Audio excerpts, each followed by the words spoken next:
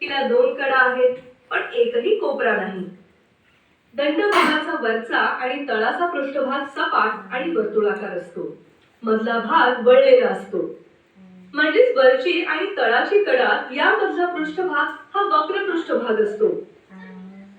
मुलांना तुम्ही जर घसरगुंडीवर दंडगोल आकाराची कोणतीही वस्तू आडवी म्हणजे अशी ठेवल्यास तुम्हाला दिसेल की ती वस्तू घसरगुंडीवरून घरंगळते. मात्र तीच वस्तू जर उभी म्हणजे सपाट बाजूने ठेवली तर ती वस्तू घसरगुंडीवरून घसरत जाईल.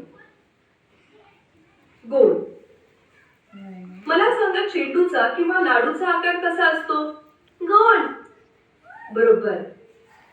चेंडू सारख्या आकाराला गोल म्हणतात. गोलाला कडाही नसतो आणि कोपराही नसतो.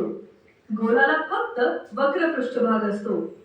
गोलाचा पृष्ठभाग कुठेच सपाट नसतो. तो सतत वळत असतो.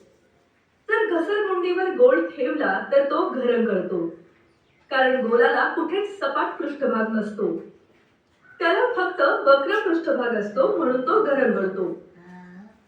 जोड्या जुळवा. मुलांनो, आता मी काही आकारांची नावे घेईन. तुम्ही त्यांच्या चित्रांच्या आकारांच्या जोड्या जुळवा. सांगा, दंडगोलाची आकृती कोणती आहे? बाई ही.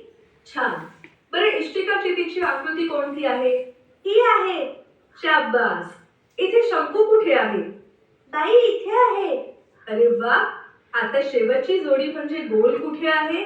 बाई हा पहा गोल. अगदी बरोबर. सगळ्यांनी अगदी योग्य जोड्या जुळवल्या आहेत.